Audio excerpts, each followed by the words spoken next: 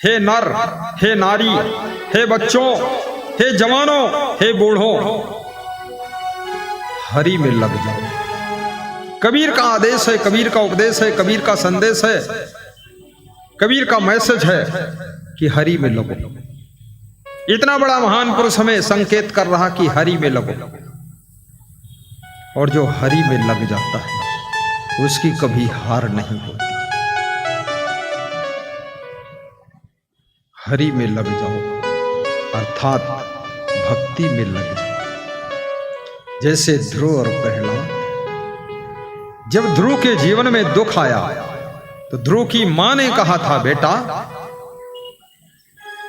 हरि की भक्ति में लग जाओ, भक्ति करो, इसके अलावा सुख शांति का कोई रास्ता नहीं। ध्रुव भगवान की भक्ति के लिए मधुबन चले गए, मधुबन में तप कर रहे। नारद जी से भेंट हो गई। नारद जी ध्रुव को ज्ञान देते हैं। याद रखना, भगवान की भक्ति करने से पहले गुरु का मिलना जरूरी है। गुरु जो मंत्र देता है उस मंत्र से भगवत ज्ञान हो जाता है, आत्म ज्ञान हो जाता है। वाह, धन्य हो। याद रखना, क्या नाम है? लल्लन धनलाल दास, किशनगंज जिले से लोग आए। क्या नाम बेटी? देवी कुंवारी, बेबी कुंवारी, देव कुंवारी देवी और धनलाल किशनगंज से आए। किशनगंज सपहा बिहार में आए थे। सपहा दीक्षा लिया था, नित्य के दान का दान डिब्बा लेकर आए हैं कि हे गुरुदेव, आपकी शरण में ये दास आया है। इस दास का नाम धनलाल दास किशनगंज। ये दास देव कुंवारी देवी दोनों मुस्कुरा रहे हैं कि गुरुदेव कृपा। वाह वाह वाह वाह, सबको लाए हैं। सासू माँ और गांव के लोग भी आए हैं। बैठो, चल चाहे जिधर निकल जाओ, इधर भी रास्ता है। ताली बजा दो, इनके लिए सम्मान हो जाए। मुझे कुमारखंड में बहुत अच्छा लगा। इस सिंहपुर में आनंद आ गया है। धन्य है यहाँ के लोग, धन्य है यहाँ की जनता। और एक बात व्यास गादी कहेगी, कल सत्संग 2 बजे से होगा। सब फोन करके अपने प्रेमियों को सूचना देना 2 बजे, 1 बजे नहीं होगा। 1 बजे जल्दी हो जाता, बहुत असमंजस पड़ता है। 2 बजे, और 2 बजे से 5 बजे तक चलेगा। 1 घंटा देर में तो 1 घंटा उधर देर में, ठीक रहेगा। हाँ, थोड़ा हमको भी आराम मिल जाए, क्योंकि गुरु से काम लेना है तो गुरु को थोड़ा आराम भी कराना है। अब गुरु को इतना भगदड़ में फंसा दिया तो गुरु सब ध्वस्त हो गया। तुम्हारा गुरु फूल और बहू और गुरु, ये 3 बहुत कोमल होते हैं। फूल को ज्यादा दबा दोगे कुचल जाएगा, मुरझा जाएगा। और बहू को ज्यादा डांट दोगे रोने के लिए बैठ जाएगी। और गुरु को ज्यादा तंग कर दोगे तो बेचारा प्रवचन नहीं कर पाएगा। गुरु भी दुखी हो जाएगा, कमरे में बैठ के रोएगा, क्या करूं। कुमारखंड में खंड खंड हो गए। इसलिए गुरु के साथ और बहू के साथ और फूल के साथ, ये 3 के साथ में बहुत कोमल व्यवहार करना चाहिए। सभी सासुओं को निवेदन है, अपनी बहू को बहुत कोमलता से रखना। ये 3 बहुत कोमल होते हैं। और गुरु को भी बहुत कोमलता से संभालना।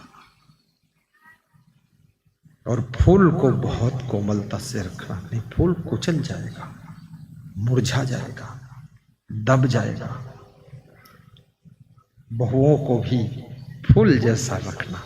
तुम्हारी बहू फूल से कम नहीं है, क्योंकि बहू घर में है तो इसका मतलब है आगे का वंश चलने वाला है, आगे का वंश चलने वाला है।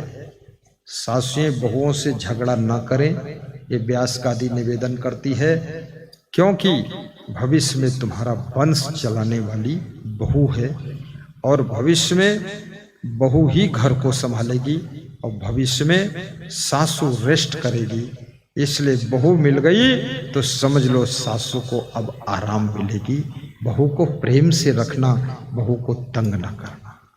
लेकिन ये भी याद रखना, बहुएं भी सासू को दुख न दें, मनमानी न करें, इधर उधर घूमने न जाए, क्योंकि सासू सब रास्ते जानती है। इसलिए सासू को टेंशन न दें बहुएं। शिष्य लोग गुरु को टेंशन न दे, बेटे बेटी माँ बाप को टेंशन न दे। जाही विधि राखे राम ताही विधि रहिए, जाही विधि राखे गुरु ताही विधि रहिए, और जाही विधि राखे सासू ताही विधि रहिए। और गुरु गुरु गुरु गुरु गुरु गुरु कहिए, जाही विधि राखे गुरु ताही विधि रहिए। अपने बूढ़े सास ससुर को भी खुश रखना। 24 घंटे में हर बहू का धर्म है कि अपने बूढ़े सास ससुर को कम से कम 2 बार बैठकर मीठी मीठी बातें करके अपने सास ससुर को हंसाइए, खुश करिए। हर पत्नी का कर्तव्य है अपने पति को हंसा दे, ऐसी मनोरंजन वाली बात करे कि पति ही हंस दे। और जिसका पति ही हंस दिया तो उसकी 10 साल उम्र बढ़ जाएगी। और हर पति अपनी पत्नी को भी प्रसन्न रखे, टेंशन ना दे, दुख ना दे। आपकी पत्नी रोने के लिए मत बैठे चुपके से आड़ में रो रही सारे दुख से दुखी है, ऐसा नहीं। आपकी पत्नी अगर खुश रहेगी तो उसकी 20 साल उम्र बढ़ जाएगी। 20 साल और सेवा करेगी। टेंशन से उम्र घटती है, चिंता से उम्र घटती है, तनाव से उम्र घटती है। तनाव, चिंता, टेंशन से बीमारी शरीर में बहुत आती है। इसलिए याद रखना, अधिक जीने के लिए, सुख से जीने के लिए, स्वस्थ जीने के लिए खुश रहना जरूरी है, हंसना जरूरी है, मुस्कुराना जरूरी है, और दूसरों को भी हंसाना जरूरी है, खुश करना जरूरी है। बहुत मुंह ऐंठ कर मत रहना, सड़सी की तरह मुंह बनाकर बैठे। कितनी बहुएं ऐसा मुंह बनाकर रहती ससुराल में, सासू सोचती अब मरी अब मरी अब मरी, किसी दिन जहर न खा ले, ऐसा मुंह बनाकर रोया जैसा चेहरा। ससुर भी सोचता है कि बहू कुछ हंसती मुस्कुराती नहीं है, क्या होने वाला है, एटम बम फोड़ने वाला है। बहू बनकर गई हो, खुशियां लेकर के जाइए ससुराल में, वहां ये मुर्दा जैसा चेहरा बनाकर बैठती है। चल मुस्कुरा दे, हंस दे, सासू के पांव छू ले, ससुर के सिर अपना टेक दे चरणों में, और सबको खुश कर दे, अच्छा नाश्ता बना दे और सबकी व्यवस्था कर दे, मैनेजमेंट कर दे। अरे साधु बनो, साधु बन करके भी आश्रम में मैनेजमेंट करो। माटी का धोंधा बन करके साधु रहता है, बेईमान कहीं का, सब बर्बाद कर दिया, गुरु को टेंशन में डाल दिया और गुरु भाइयों को भी बर्बाद कर दिया। संड मुसंडा साधु जवान घूमता है, काम नहीं करता है। ए साधु चल काम कर। सब साधु को काम करना चाहिए, आश्रम मेंटेन रहना चाहिए, सभी बहुओं को, सासू को मिलकर काम करना चाहिए, अपना घर मेंटेन रखना चाहिए। अरे स्वर्ग में जाने की कल्पना छोड़ दीजिए, अपने घर ही को स्वर्ग बना दीजिए, अपने आश्रम को स्वर्ग बना दीजिए।